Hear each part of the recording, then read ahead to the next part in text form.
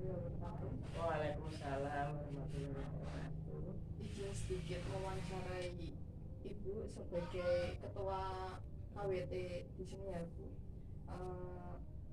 Kalau boleh tahu kapan didirikannya KWT ini Bu? Caranya begini ya Mbak, di kampung sini ada orang yang senang membuat tanaman-tanaman itu, sehingga kami mengajukan proposal untuk minta bantuan kepada pemerintah untuk KWT, sehingga alhamdulillah bisa disetujui dan bisa cair kemarin tanggal 10 bulan Mei tahun 2021 itu sudah sosialisasi di ketahanan pangan, sehingga kami mengumpulkan warga pada tanggal itu. Jadi berdirinya tanggal 10 Mei tahun 2021. KWT ini kita musyawarahkan dengan warga, dinamakan KWT amanah supaya bisa diamanahkan kepada semua warga. Itu berdirinya pada tanggal 10 Mei tahun 2021. Namanya KWT amanah Uripan Yosorjo di RT 2 RW 6. Cukup Mbak. Kalau boleh tahu itu kan dari pemerintah ya Bu? Ya. Pasti dananya dari pemerintah Ya.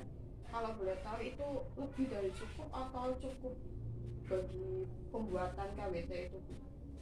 Ya sebetulnya cukup nggak cukup, tapi karena dana itu sudah yang ada 55 juta, itu ada 2 tahap. Ya, tahap pertama keluar 27.500.000. Itu tahap yang pertama dibuatkan demplot. Demplot itu tempat untuk pembibitan tanaman. Kemudian dibelanjakan untuk membuat rak-rak yang akan dibagikan oleh warga-warga sebagai penyangga tanaman dan media tanam yang ada di rumah-rumah. Nah, selebihnya dana keluar pada tanggal 11 Juni itu keluar dibelanjakan untuk bibit-bibit juga, bibit-bibit, biji-bijian, dan untuk pembuatan demplot, pembuatan rak tanaman itu harus diselesaikan di bulan Desember ini. Nah, nanti pada bulan Desember kemudian akan keluar dana yang kedua.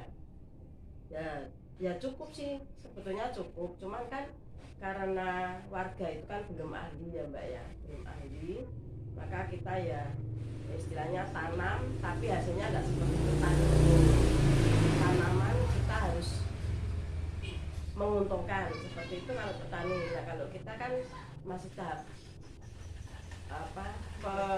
pembelajaran, sehingga ya tanaman mungkin hasilnya seberapa gitu, terus nanti mungkin akan mati ya, gitu. Belum berkelanjutan. Nah maka kami perlu mahasiswa-mahasiswa seperti Mbak ini untuk memberi masukan-masukan pada warga supaya warga lebih punya pengetahuan tentang pertanian, sehingga kan semua pinginnya ada modal tapi bisa beruntung. Kalau itu berarti dimanfaatkan lagi untuk apa jadi? Dimanfaatkan lagi untuk semua warga itu sebenarnya punya tanaman, biar di rumah-rumah bisa memanfaatkan lahan yang ada di rumahnya, yang ada tanahnya juga bisa pakai tanah, yang tidak bisa pakai, sehingga diharapkan pemerintah semua warga yang menanam di rumah itu bisa menghasilkan untuk produk sendiri, terutama untuk dimanfaatkan untuk kebutuhan rumah tangga sendiri. Itu yang dimaksudkan seperti itu. Dan berkelanjutan Mbak, karena PPL P2K itu kan pemanfaatan pekarangan berkelanjutan. Jadi harusnya terus menerus, tidak ada, walaupun tidak ada dana pemerintah, itu warga harus bisa memanfaatkan tanah yang berpekarangan. Lanjut ya Bu. Ibu sebagai ketua itu gimana mengoptimalkan anggotanya untuk bisa terjun langsung ke Bu? Ya. Setiap bulan sekali kami adakan pertemuan. Nah, kita memberi wawasan kepada semua anggota untuk mencintai tanaman, memanfaatkan rumahnya sebagai media tanam, dan dia juga diberi pengertian tentang menanam tanaman yang ada di rumahnya, misalnya apa. Nah, kemarin kebetulan karena ada dana pencairan yang kedua, membeli bibit jambu kristal.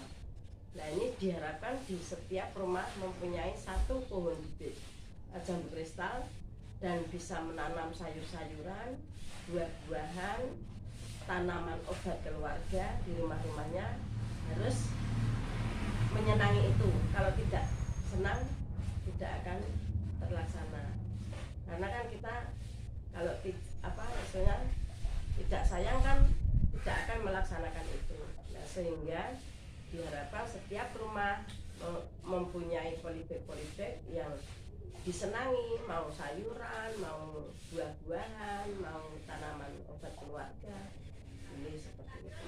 Dan kita harus saling komunikasi antara masyarakat, sehingga kan tidak merasa kok aku raiso, kok aku ora berhasil, seperti itu. Jadi selalu wawancara dan komunikasi dengan antara teman.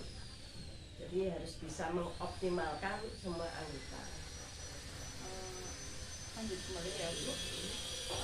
Kan itu masing-masing rumah dikasih tanaman-tanaman itu sebenarnya untuk apa Bu? Nah, itu tadi diberi tanaman, diberi bibit dari tadi, bibitnya kan dari KWT amanah itu diberikan ke warga-warga supaya dimanfaatkan, ditanam di rumah.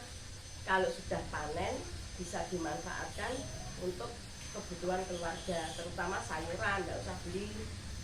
Cabai misalnya mau bikin bakwan, tidak usah lalapannya tidak usah beli, tinggal metik sendiri. Sehingga saya sudah merasakan sendiri Mbak, kemarin lihat sendiri ya, di sepanjang itu kalau kita beli sebetulnya kan murah, 1 kilo 5.000 tak unggul dan banyak. Tapi kalau kita petik tanaman sendiri kan merasa senang, mau nyambel metik sendiri, cabenya sendiri, kan merasa nikmat juga untuk dimakan.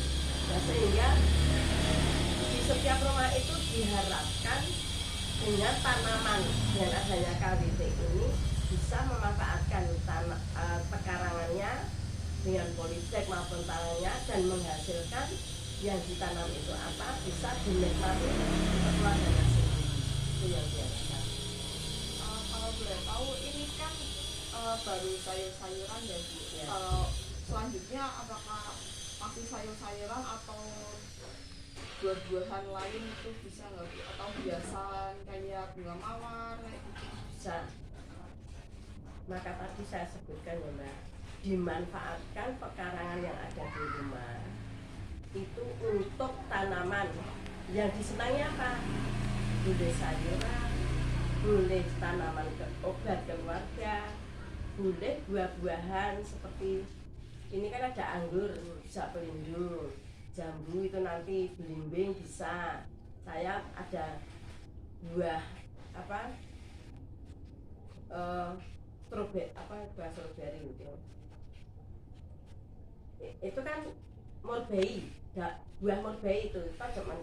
Jadi yang senangnya apa lah? Kalau mau dibuat tanaman hias, ya senangnya orang itu apa? Karena kan tidak disenangi, otomatis kan tidak akan dirawat.